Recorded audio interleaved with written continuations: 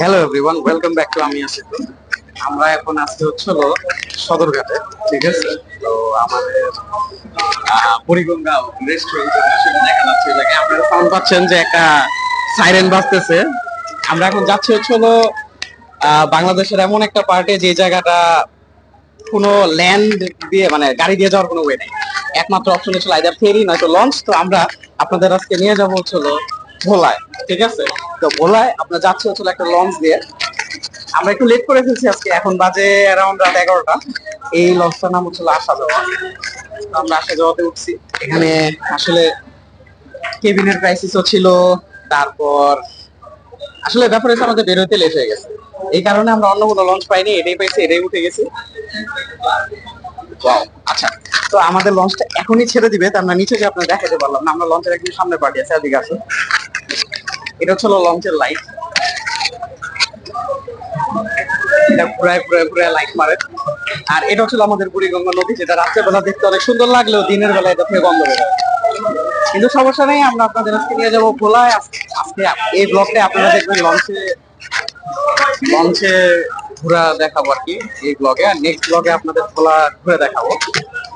তো stay tune with us and subscribe to আমি।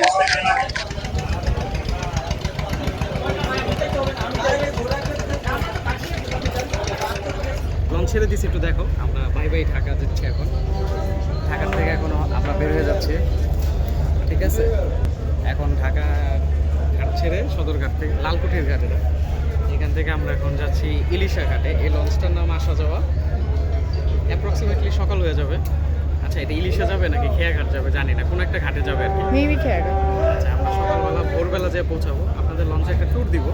আপাতত একটু লঞ্চটা ছাড়ুক, একটু দূরে যাক, তারপর আপনাদের একটু সুন্দরভাবে দেখাবো কোথায় কি আছে লঞ্চের, কি কি খাওয়া যায় সব কিছু দেখাবো। ওকে, আপাতত আমরা ভিউ এনজয় করি, আপনারা ওয়েট করেন। এখন হলো খাবার অর্ডার দিছি। আসা যাওয়া কত 2 মন হয়, আসা যাওয়া 2 লঞ্চের।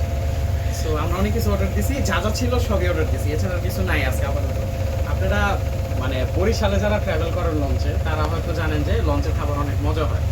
এই সব লঞ্চ যেগুলো ভোলা যায়, ভোলা আসলে অত হাইফাই লঞ্চ যায় না তেমন, ঠিক আছে। খুব কম লঞ্চ আছে যেটা হাইফাই। তো বেশিরভাগ লঞ্চে খাবার অ্যাভারেজ হয়, বাট হ্যাঁ বরিশালের খাবারের মতনই হয়। তা আমরা নিছি আজকে চিকেন, আর সাথে নিছি পোয়া মাছ। পোয়া মাছটা ট্রেডিশনাল, ভোলার মানুষ অনেক বেশি পছন্দ করে। আর তার সাথে আছে ডাল আর ভাত। সো পোয়া মাছটার দাম হলো 200 টাকা পার পিস। চিকেন হলো এক এক পিস 180 টাকা করে। ডালটার প্রাইসটা আমি জানি না, মনে হয় 30 টাকা হবে। আর ভাতের মানে প্রাইস যেটা হয় আর কি, কত হবে, 50 টাকা হবে মনে হয় পার পার্সন, বা 60 টাকা। সাথে আমাদের একটা লেবু দিছে, একটা টিস্যু দিছে। ও, আর লঞ্চে আমাদের 2টা পানি দিছিল সাথে, ঠিক আছে। পানি দেখানো লাগবে না। তা আমরা একটু খেয়ে টেস্ট করে দেখি লঞ্চের খাবার রিভিউ। অনেক বছর পর ফুড রিভিউ করতেছি, আমি একটু ভাব নেই। আর মনে রাখেন আমার ক্যামেরাম্যান যে আছে সে নিজেও কিন্তু খাবে, আমার খাওয়া মানে আমি শ্যুটটা শেষ করলেই সে খাবে। তা আমরা আগে একটু ভাব নিচ্ছি।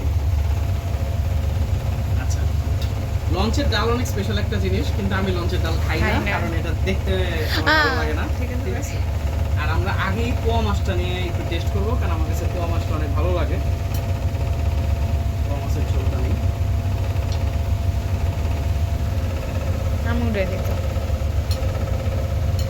আসলে হাত দিয়ে নেওয়া ছাড়া অপশন। আমাদের ক্যামেরাম্যান যে আছে সে হলো ডাল খেয়ে আপনাদের জানাবেন, ঠিক আছে। ডালটা মানে তার রেকমেন্ডেশনে ডালটা নিচ্ছি, আমি জীবনে ডাল নিই না। ওর সাথে একটু লেবু নিব, লেবুটা অনেক ভালো, ঠিক আছে।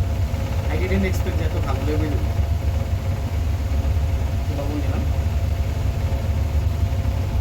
আচ্ছা, ফার্স্ট ইমপ্রেশন হলো ঝোলটা অনেক পাতলা, ঠিক আছে। ইটস নট ভুনা, জাস্ট কি বলে পাতলা ঝোল। হ্যাঁ, পাতলা ঝোল, ঠিক আছে। একটু খাই।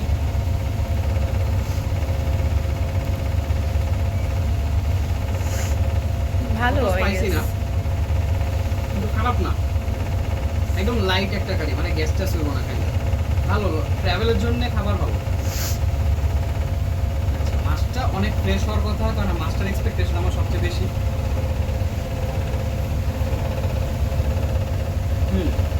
কোনো স্মেল নাই, ভাইজা দেন রানছে। ইটস রিয়েলি গুড, মাছটা ভালো লাগছে।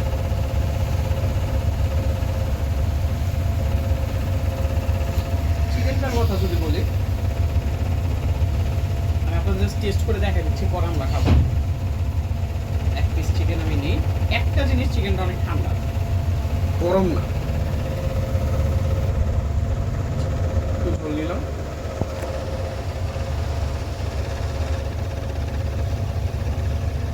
একদম ঠান্ডা একটা কারি। এই খারাপ লাগলো, প্রথম ইমপ্রেশন ভালো হয়নি। আবার একটু লবণ দিলাম। লঞ্চের খাবারের এক্সপেকটেশন সবার অনেক বেশি থাকে, কারণ বরিশালের লঞ্চগুলোর খাবার অনেক মজা হয়, সবাই বলে। এই কারণে এক্সপেকটেশন অনুযায়ী আমার কাছে পোয়া মাছটা ভালোই লাগছে। চিকেনটা দেখি কেমন।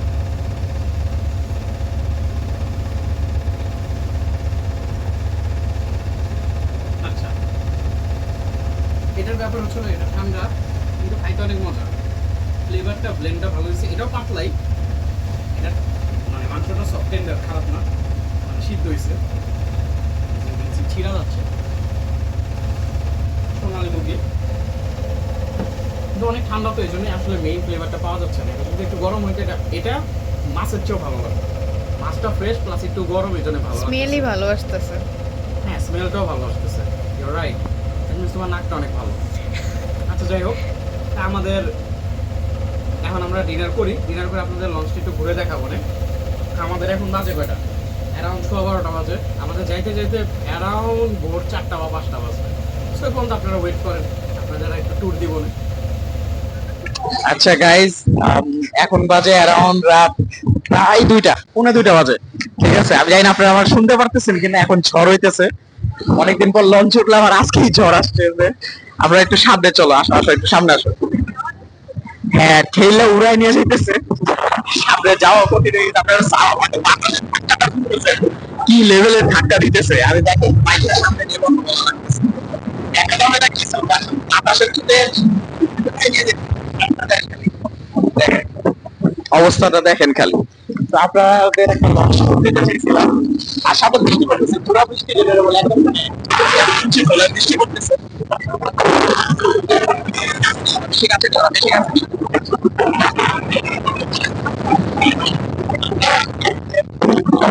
করতে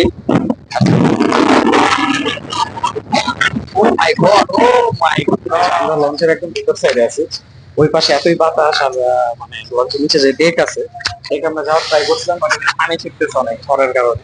সেই কারণে আপনাদের দেখাইতে গেলে মানুষ তো জড়সড় হয়ে আছে, তো দুর্ভোগ হইতেছে সবার।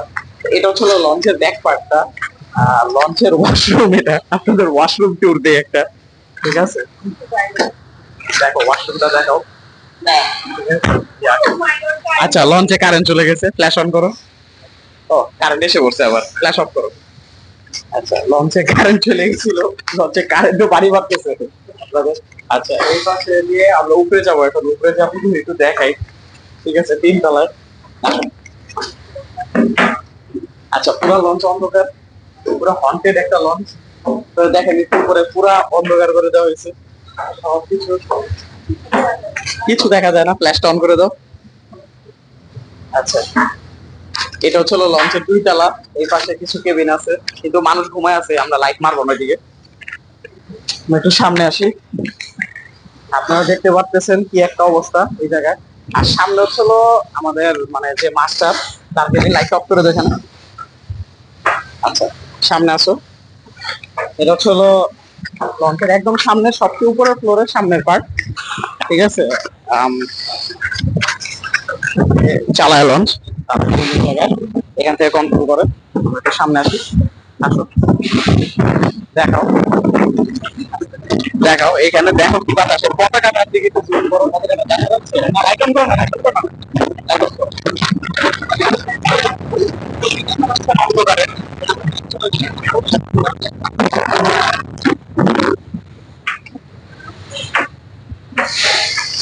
আচ্ছা, এই লঞ্চের ব্যাপারে কিছু ইনফরমেশন দিই আপনাদের। এখানে কেবিন আছে 2 ধরনের, একটা আছে ডাবল কেবিন, একটা হচ্ছে সিঙ্গেল কেবিন। সিঙ্গেল কেবিনের ভাড়া হচ্ছে 1000 টাকা, আর ডাবল কেবিনের ভাড়া হচ্ছে 2000 টাকা। ঠিক আছে, এছাড়া আর তেমন কোনো কেবিন নাই। আর একটা ভিআইপি কেবিন থাকে এখানে। তো ভিআইপি কেবিন যেটা, সেটার প্রাইস আপনারা বার্গেনিং করে নেবেন। আর তারপর হচ্ছে এই লঞ্চের একটা ডিসঅ্যাপয়েন্টমেন্ট হচ্ছে এই লঞ্চের কোনো ক্যান্টিন নেই। তা আপনাদের খাবার তো দেখালাম লঞ্চের, কিন্তু লঞ্চের একটা ক্যান্টিন থাকে না যেখানে চিপস চকলেট পাওয়া যায়, এগুলো কিছু নাই। নিচে ডেকের মধ্যে একটা আছে যেখানে ভালো মানে চিপস চকলেট খালি পাওয়া যায় বা কোক পাওয়া যায়, এছাড়া আচ্ছা ভালো না মানে লোকাল আর কি, আর দামটা একটু বেশি, ঠিক আছে, যেটা ফ্যাক্টরি রেট মানে ডাইরেক্ট এমআরপি হচ্ছে অনেক বেশি দাম, এটা স্বাভাবিক, লঞ্চ এরকমই দাম হয়। আচ্ছা, তো আপনাদেরকে তো দেখালাম পুরো লঞ্চটাই। এখন এখন আপনারা একটু দোয়া করেন জানি ঝড়টা একটু কমে, আর যখন ভোরের আলোটা ফুটবে তখন আপনারা সব দেখা, ওই যে দেখেন আরেকটা লঞ্চ আমাদের পাশ দিয়ে যাচ্ছে, কিন্তু যে অবস্থা তাতে একটু ঝামেলা। আমরা কালীগঞ্জে এই লঞ্চটা একবার থামবে, কালীগঞ্জ থেকে দেন নেক্সট থামবে মনে হয় ইয়েতে ইলিশা, তো ইলিশা ঘাটে থামবে, ইলিশায় যাব, ইলিশা যে আমরা নামবো ততক্ষণে ভোর হয়ে যাবে, আশা করি তো আলো ফুটবে, আপনাদের তখন দেখাইতে পারবো সিনারি গুলা। টিল দেন আমাদের সাথেই থাকুন, এন্ড আপনারা জানায়েন আমাকে কমেন্ট বক্সে যে ভোলায় কোন কোন জায়গায় আমার ভিজিট করা উচিত, কোন কোন স্পট আপনাদের দেখতে চান, ঠিক আছে? এন্ড ওই পর্যন্ত আপনারা দেখতে থাকেন, আমরা আবার আসতেছি ফেরত। সকাল প্রায় কত 4:45 বাজে, আমরা কালীগঞ্জ ক্রস করে এখন চলে আসছি ভোলার কাছাকাছি। দেখতেছি পুরা লঞ্চ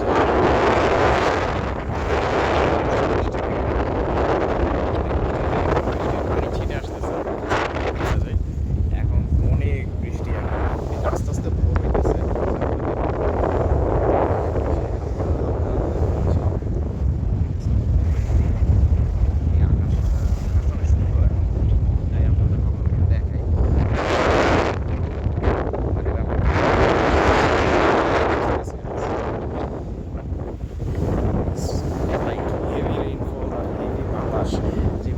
কারণে হয়তো আপনার ভয়েসও শুনতে, এই পাশে দেখেন কিছুই দেখা যায় না। আকাশটা পুরো একটা নীল আছে, সামনে যখন সাইড করে সামনে যাচ্ছে ঢাকা থেকে আপনারা দেখেন কি সুন্দর একটা লাইক আকাশ। আমার ক্যামেরা জুম করতে পারতেছে না বৃষ্টির কারণে।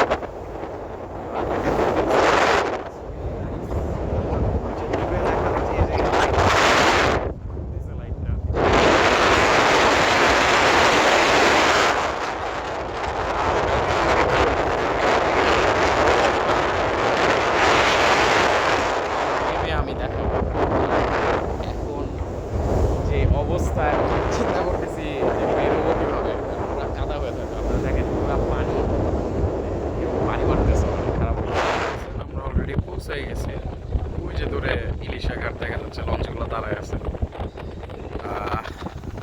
আমাদের দিকে লাইট মারতেছে এখন। আচ্ছা, লাইটটা ওইদিকে মাইরে রাখছে, আকাশও আস্তে আস্তে আলো ফুটতেছে, হালকা বৃষ্টিও কমে গেছে। ইনশাল্লাহ 5 মিনিটে আমরা নেমে যাবো, 5 মিনিটে আমরা লাইক ঘাটে পৌঁছে যাবো আর কি।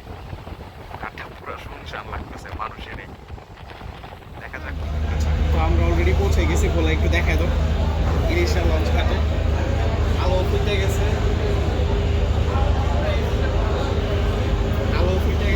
আর সাথে বৃষ্টিটাও এখন নাই। তো আমরা এখন দৌড় দিয়ে চলে যাবো বাসায়, যেখানে আমরা থাকবো। আর সো আজকের ব্লগ এই পর্যন্তই। আমরা আপনাদের জাস্ট দেখাইলাম যে লঞ্চের জার্নিটা। তো বৃষ্টির কারণে, ওয়েদার খারাপ হওয়ার কারণে হয়তো সব কিছু ভিউটা দেখাইতে পারিনি, কারণ এখনো বাট ভিতরে বাট